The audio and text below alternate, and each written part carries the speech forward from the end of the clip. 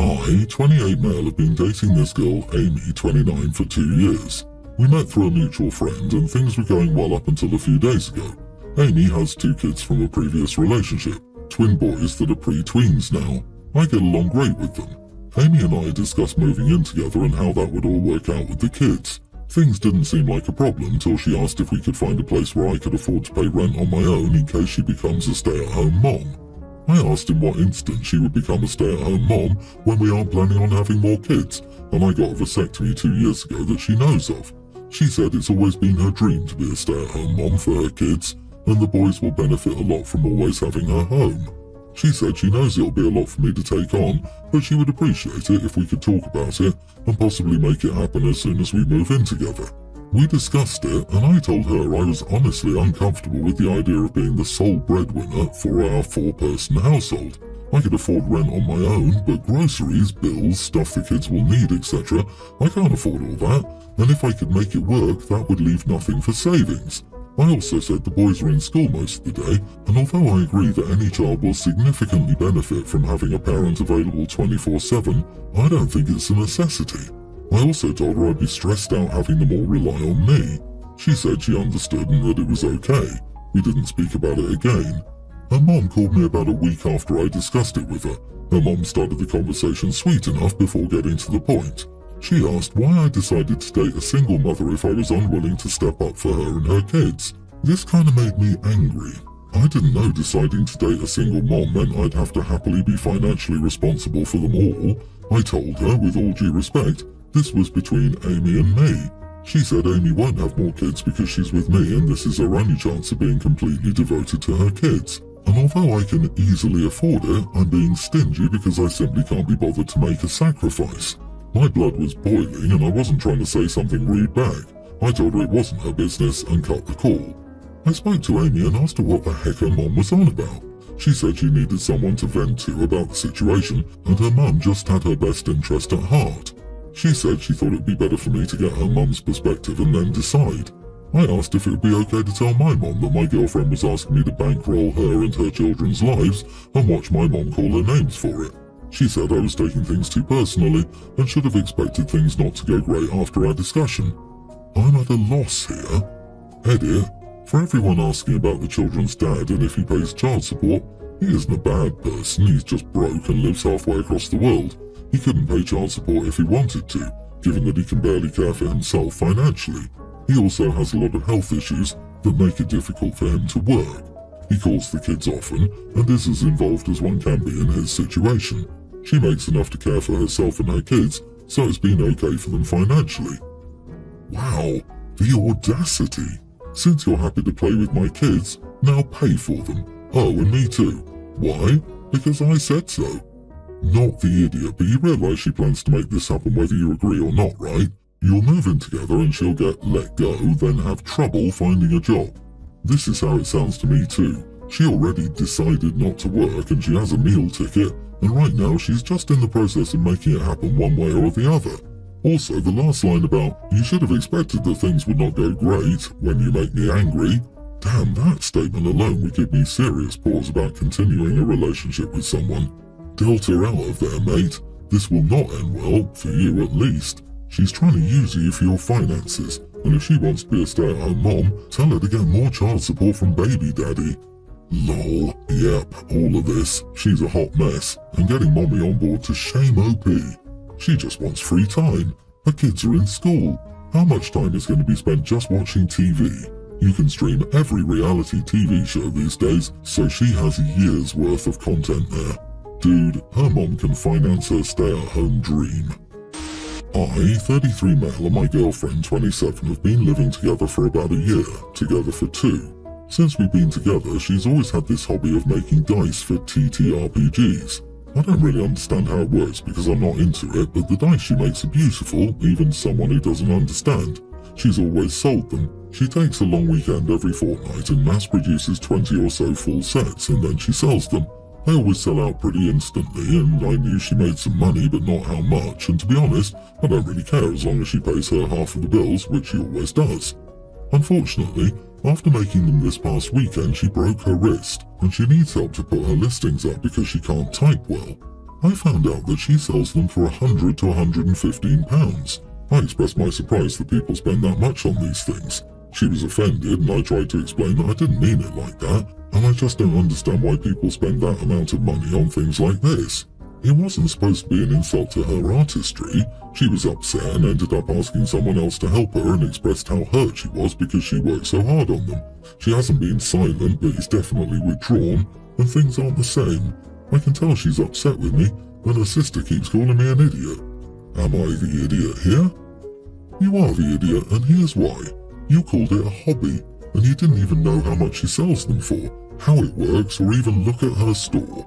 This isn't about your single comment. This is a long 2 years of her belittling her business. It's her job. Whether you've meant to or not, like, bro, 2 years and you never looked? Not even once? Bruh. Right, like she makes dice every other week. That's a lot of dice over 2 years. He's never asked questions once, never looked at her online listings once or gone to a craft fair with her once. If they'd had this conversation 18 months ago, it would be different, but it's been 2 years, and he doesn't know anything about her business at all. Selling out immediately also means she's really good at what she does. I disagree. Sounds like a normal foot-in-mouth moment. Not the idiot, OP. I totally get what you meant. You didn't know there was a demand for a high-value bespoke dice market. I can't understand people paying hundreds of dollars for Legos. It's nothing I've ever cared about. It's the same with concerts. I'm not a huge music person, so spending a ton of money to go to a concert seems bizarre and wasteful to me. That doesn't mean I don't recognize singers' talents as artists, or that Legos can be amazing. It just means I don't get it. 42 male, wives 40, family is Mexican, and they follow a tradition of holding a big party for girls who are turning 15. It's called a quinceañera. That wasn't part of my culture, and I never understood the point of spending so much money on a party anyway, but we did save up for a while to throw my daughter one, until my daughter herself said a few months ago that she doesn't want a party and would prefer to spend that money on a trip. It will be a 30-day supervised tour of Europe with a group of teenagers, including some school friends. Here's the thing, my daughter has a twin brother. Of course, my son wouldn't get a quinceañera even though they celebrate their birthday on the same day because the party is just for girls. But since the party turned into a birthday trip, he's upset and feeling left out. I tried to explain to him I'm not so financially comfortable right now to send both of them. I could find a way, but I honestly don't want to spend anything beyond the quinceañera fund. He lashed out and told me his mother and I always favour his sister over him, which is very unfair. I then told him my father never paid for any of my trips, and the first time I went abroad, I was already an adult and did it with my own money. If that's what he wants, I suggested maybe he could look for a job. I get that I was harsh, but his sense of entitlement threw me off. Am I the idiot for agreeing to the trip or where he'd stay behind?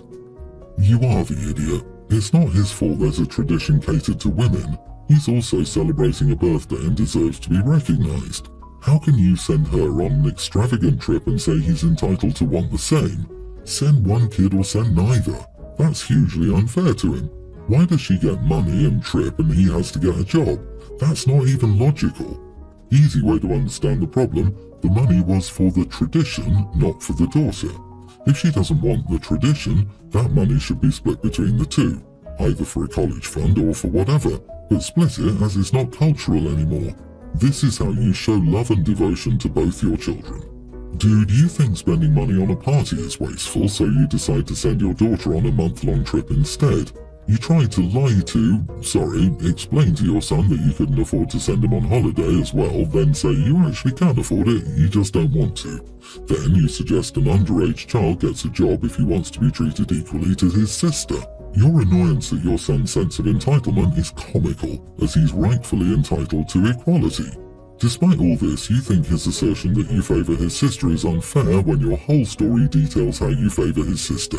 Are you doing anything special for your son's birthday at all? You know, at least just the one day when it's his actual birthday, not the 364 days your daughter's getting. If your favouritism is this obvious to strangers, I really feel bad for your son. 3 weeks ago, after several years of no contact, my maternal aunts, both in their early 40s, reached out and asked to catch up. They made the same offer to my brother, but he turned them down. I was curious to hear what they had to say, so I met up with them. I hadn't seen them since I was 11-ish. I'm now 22. We met up and they told me that my half-siblings had ended up in the care of one of my aunts last year after having a crappy time in foster care. The background is my mom cheated on my dad during their marriage. She got pregnant after me and thought the baby was his until she was 7 months pregnant. They broke up and she moved in with the other man. My brother and I were young then, but not so young that we couldn't put things together. My mom ended up having 2 kids with the other man. He died suddenly when the kids were babies. Mom died when I was 11. She died of an asthma attack. The kids' paternal family wanted nothing to do with them and refused to take custody. My aunts were my mom's only family, and they both had young families at the time and didn't feel like they could take on 2 additional children who were so young. My dad was also asked and he didn't take them either. So the kids went into foster care. They were never adopted and didn't end up with good families. My brother and I never saw them after Mom died, and we didn't see our aunts afterward either because they were so mad at our dad that things became too toxic. My brother and I never resented or blamed or hated our dad for not taking our half-siblings.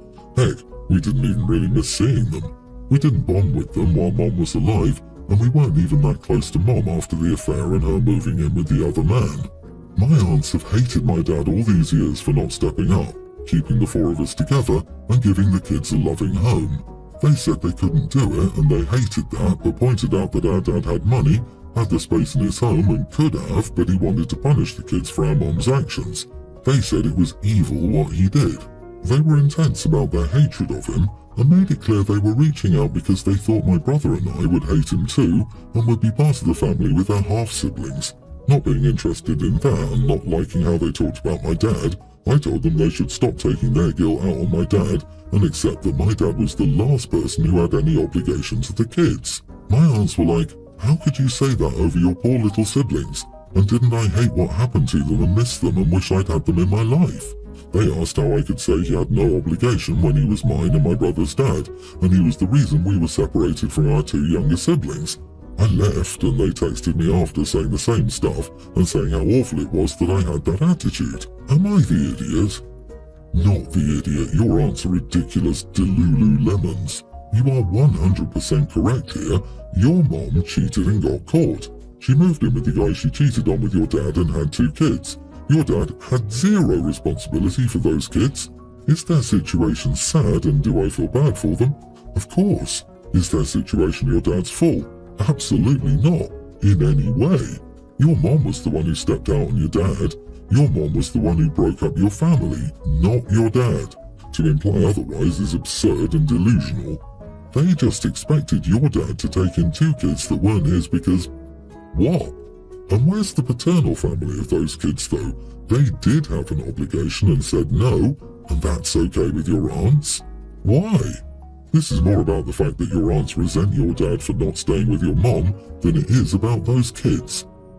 But why have they suddenly resurfaced and want to catch up? There has to be another reason why they're all up and want to make friends. Money? Favours? Your aunts are delusional and your brother had the right idea. Block their numbers and move on with your life free of their crap. It's not your circus, so why buy a ticket? In my family, there are a lot of child-free people. I just don't understand them. I don't understand why someone would have a problem with those adorable little humans. Most of the weddings in my family are child-free, and when people found out I was not planning a child-free wedding, they kept calling me and asking me to reconsider because they didn't want their nights to be ruined by kids. It was very annoying to us, so my fiancé and I decided since they couldn't handle being in the same place as kids, and since we wanted the kids to be at our wedding, we wanted to have a wedding free of any child-free people. Now they're mad that they got uninvited and think we're idiots, but I think if it's okay to exclude kids, then it's also okay to exclude adults. Am I the idiot for throwing a child-free free wedding? Edit, I didn't uninvite all people without kids, I just uninvited those child-free people who make it their whole personality. Not the idiot, I admire your logic. I agree with you, children make a wedding. They kept calling me and asking me to reconsider because they didn't want their nights to be ruined by kids. It's not their night, it's yours. Your question is oddly phrased, and you only want to invite people who prove that their collective ovaries and vas deferens work. No, that's not strange at all. You are the idiot, OP. You sound like the type of person who would think their kid is special and can do no wrong. Insufferable. Enjoy your daycare wedding. I bet they're quite relieved to be uninvited because, to be honest, you sound like a nightmare. I mean, your wedding, your choice, but the motivation behind the choice seems kind of petty and spiteful, and logically wrong. Kids can ruin an adult evening. Adults will not ruin a kid's evening. It's like saying, all Floridians are Americans, therefore all Americans are Floridians. Given that you're burning many bridges and annoying people for no other reason than your own smug satisfaction, it seems like you're outsmarting yourself on this one. Some of you are missing the point of this. Opie was fine inviting anyone until people of a certain mindset started telling them who they can and cannot have at their wedding. That's when Opie decided to say, well, if you want to not be around kids, then you aren't invited. It isn't really about your personal opinion of kids. What makes Opie not the idiot is that they refuse to bow to pressure.